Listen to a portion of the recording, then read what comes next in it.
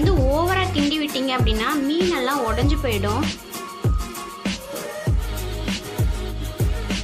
இதில் கொஞ்சமாக மல்லி இலை சேர்த்துக்கலாம். இது வந்து ஒரு 2 மினிட்ஸ் அப்படியே இருக்கட்டும், மீடியம் ஃப்ளேம்லேயும்.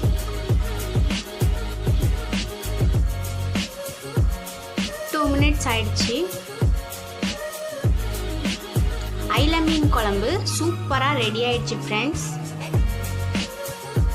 நீங்கள் நார்மலாக யூஸ் பண்ணுற எண்ணெயை விட கோகோனட் ஆயிலில் சமைச்சிங்க அப்படின்னா ரொம்ப சூப்பராக இருக்கும். இந்த மீன் குழம்பு ரொம்ப டேஸ்ட்டாக இருக்கும்.